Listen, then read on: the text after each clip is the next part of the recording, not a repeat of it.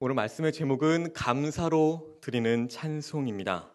시편 100편, 지금 여러분이 읽으신 그 시편 100편을 보면 그 주제가 하나님을 높이는 찬송이라는 그 주제 쉽게 아실 수 있을 것입니다.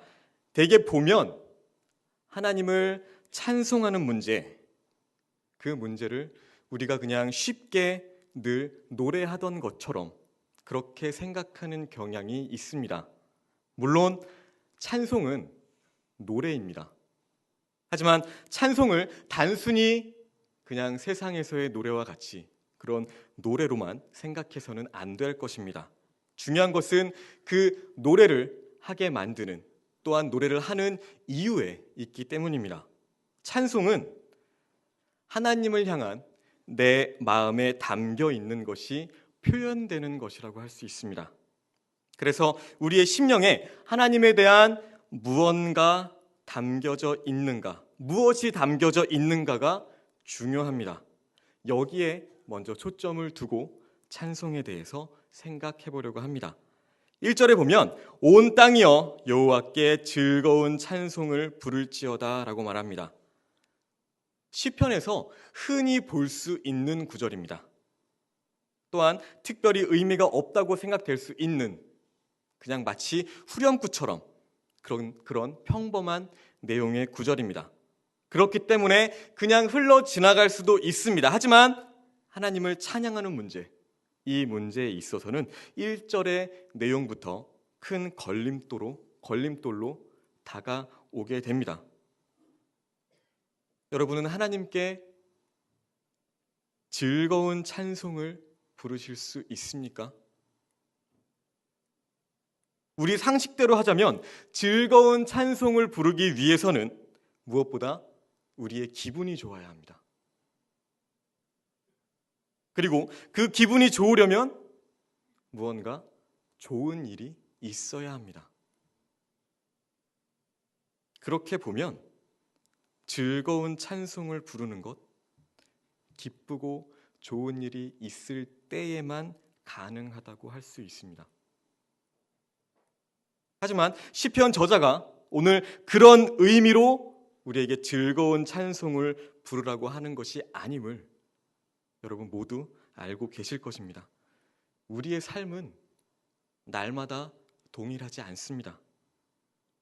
주어진 상황에 따라서 우리에게 기쁨이 될 수도 있고 슬픔이 오기도 합니다. 또한 어떤 사람에게는 기쁜 일이 있는가 하면 다른 사람에게는 슬픈 일이 있습니다. 하지만 이 모든 환경과 상황을 초월해서 모든 성도에게 즐거운 찬송을 부르라고 오늘 시편 저자는 말하고 있습니다. 이것이 온 땅이여 라고 말하는 의미이기도 합니다. 결론은 즐거운 찬송은 자신의 형편이나 기분에 의해서 좌우되는 것이 아니라는 것입니다. 사실 우리 신앙생활은 자기 기분에 좌우되는 경향이 굉장히 많이 있습니다. 예배를 위해서 교회를 찾는 것, 이것도 자기 자신의 기분에 따라서 좌우됩니다. 어떤 일로 인해서 나의 기분이 좋지 않으면 지금은 예배드릴 기분이 아니라고 하면서 교회에 오지 않습니다. 그렇게 보면 우리를 교회로 인도하여서 예배드리게 하는 분, 우리는 하나님이라고 말은 하지만 실상은 자신의 기분, 그 기분이 교회로 우리를 인도했다는 것, 그것이 더 옳을지도 모릅니다. 신앙은 우리의 기분과 형편을 초월합니다. 그러므로 즐거운 찬송은 신앙에 의해서만 가능하기 때문에 우리가 어떻게 할 수 있는 문제가 아닌 것입니다. 그러면 즐거운 찬송은 무엇을 의미하는 것일까요? 즐거운 찬송은 기쁨에 의한 찬송으로 이해하시면 됩니다. 하지만 이 기쁨은 단순히 좋은 일에 대한 감정적인 반응을 의미하는 것은 아닙니다. 신자에게 있어서 기쁨은 하나님께서 행하신 일입니다. 하나님이 행하신 일들은 모두 우리의 생명과 연관이 된 일들입니다. 생명과 무관하게 행하시는 하나님의 일 하나도 찾아볼 수 없습니다. 설사 주어진 일이 우리를 슬프게 하고 우리를 아프게 하고 우리를 고통스럽게 한다고 해도 그 일은 우리의 생명과 연관되어서 주어집니다. 이것이 하나님께서 우리에게 행하시는 일들입니다. 그래서 신앙은 하나님께서 나에게 어떻게 일하시는가의 문제로 그 문제를 향해서 나의 마음이 가 있는 것, 이렇게도 설명을 할 수가 있습니다. 마음을 나에게 먼저 두게 되면 하나님의 일보다는 나의 일이 더 큰 관심으로 다가옵니다. 하나님이 이루어 가시는 일보다 나의 일이 이루어지는 것, 그것을 더 중요시하게 생각합니다. 그것으로 인해서 슬픈 일은 단순히 슬픔으로만 받아들이게 되고 고통스러운 일은 우리가 단순히 고통으로만 받아들이게 됩니다. 그래서 끝내 절망하고 낙심하게 됩니다. 그래서 자기 자신에게 먼저 마음을 두고 그 다음에 하나님을 찾는 사람들은 이렇게 얘기합니다.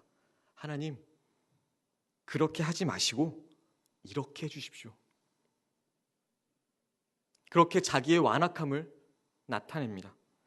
이러한 사람에게 즐거운 찬송이 있을 수 없음은 당연한 사실입니다. 그래서 2절을 보면 기쁨으로 여호와를 섬기며 노래하면서 그 앞에 나아갈지어다 라고 말합니다. 여호와는 우리가 어떠한 형편에 있든 기쁨으로 섬김을 받으셔야 할 분이십니다. 왜냐하면 하나님께서 행하신 모든 일이 우리와 우리의 생명과 연관이 되어 있을 뿐더러 모든 일들이 우리에게 유익이 되기 때문입니다. 다만 우리가 하나님이 누구신가를 생각하지 않는다는 것이 그것이 문제입니다. 사랑과 자비로 우리에게 늘 역사하시는 하나님을 우리가 마음에 두지 않기 때문에 우리가 기쁨을 상실한 채 살아가는 것이 그것이 문제입니다.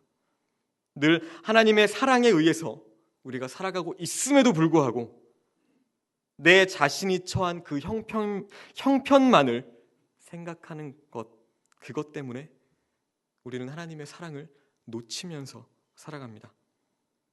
따라서 기쁨으로 여호와를 섬기며 노래하는 것, 이것은 자신이 어떤 형편에 있든 상관없이 하나님의 사랑과 자비하심으로 살아가고 있음을 깨달을 때, 그 사실을 깨달을 때 가능하다고 할 수 있습니다.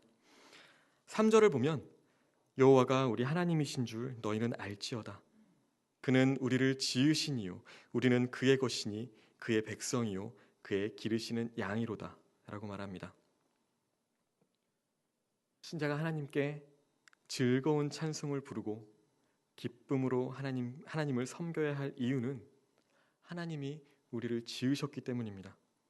그리고 우리가 하나님의 것이기 때문입니다. 우리가 하나님의 피조물이고 하나님의 소유라는 사실은 신앙에 있어서 당연한 내용으로 우리는 알고 있습니다. 하지만 사실 우리는 그 내용대로 살아가지는 않는 것 같습니다. 우리는 나 자신을 내 것으로 생각합니다. 내 자신을 하나님도 마음대로 할 수 없을 것이라고 생각합니다. 신앙생활을 열심히 했으니까 하나님께서는 내 뜻을 들어주셔야 합니다. 이렇게 생각합니다. 하나님을 내가 편한 대로 그렇게 생각합니다. 신앙의 중심에서 내 자신을 내려놓을 수 있어야 합니다. 피조물이며 하나님의 소유된 그런 내가 하나님을 위해서 지음받았고 하나님을 위해서 존재하는 것이지 하나님이 나를 위해서 존재하는 것이 아님을 우리는 분명히 알고 있어야 합니다. 따라서 자신이 아픔과 고통의 형편에 처해진다고 해도 그것은 하나님의 영광을 위해서 주어진 것임을 알 때에 그때야 비로소 즐거운 찬송이 가능해지는 것입니다. 4절에서 말하는 감사도 다르지 않습니다. 신자에게는 감사해야 할 형편이나 조건 따로 있는 것이 아닙니다. 하나님의 백성이며 그의 기르시는 양이라는 그 우리와 하나님과의 관계 안에서 신자는 범사에 감사할 수밖에 없는 존재입니다. 왜냐하면 하나님의 백성이라는 관계에 있는 것으로 그 인생은 이미 형통한 길로 접어들었기 때문입니다. 내 뜻대로 되지 않는다고 해도 그러한 삶도 형통한 삶입니다. 아픔과 고통의 형편에 처해진다고 해도 그건 역시 형통한 삶입니다. 이것이 우리의 신앙의 근본적인 내용이어야 하고 이 내용으로 인해서 감사와 찬송이 가능해지는 것입니다.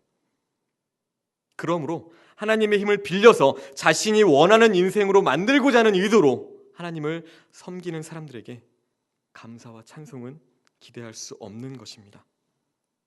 5절을 보면 여호와는 선하시니 그의 인자하심이 영원하고 그의 성실하심이 대대에 이르리로다 라고 합니다. 여호와는 선하시고 인자하십니다. 변덕이 없으시고 언제나 동일하신 인자하심으로 자기 백성을 다스리시고 그 백성을 구원의 길로 인도하십니다. 과연 우리가 이 같은 사실을 진심으로 믿고 받아들이고 있는지 그것부터 한번 깊이 생각해 보아야 합니다. 여호와는 선하시고 인자하심이 영원하다면, 다시 말하지만 우리가 어떤 형편에 있든지 그 모든 일은 하나님의 선하시고 인자하심에 의한 것입니다. 우리가 겪는 아픔에도 또 고통에도 하나님의 선하심과 인자하심을 그 근본으로 하고 있다는 것입니다. 신자가 아픔과 고통의 현실에서 하나님의 선하심과 인자하심을 찾고자 한다면 스스로의 관심을 생명의 문제에 두어야 합니다. 그럴 때 우리는 단 한순간도 하나님의 선하심과 인자하심에서 벗어난 적이 없다는 것을 알게 됩니다.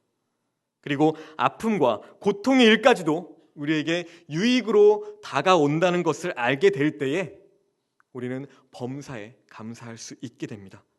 그리고 즐거운 찬송을 하나님께 드릴 수 있게 됩니다. 우리의 만족은 예수님을 보내시고 우리를 구속하신 하나님이어야 합니다. 우리는 하나님으로 만족해야 합니다.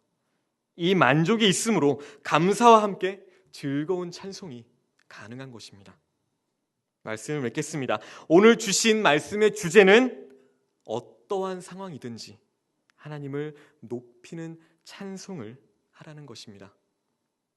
내 기분에 따라서, 내 형편에 따라서, 내 조건에 따라서 하나님을 찬송하는 것이 아니라 우리를 늘 선하고 아름답고 귀한 것으로 이끄시는 그 인자하심으로 우리를 변함없이 언제나 동일하게 사랑하시는 하나님께 집중하여서 그 하나님을 찬송하시는, 또 끝까지 변하지 않는 마음으로 감사와 찬송을 하나님께 돌리시는 저와 여러분이 되시기를 예수님의 이름으로 소원하고 소망합니다. 기도하겠습니다.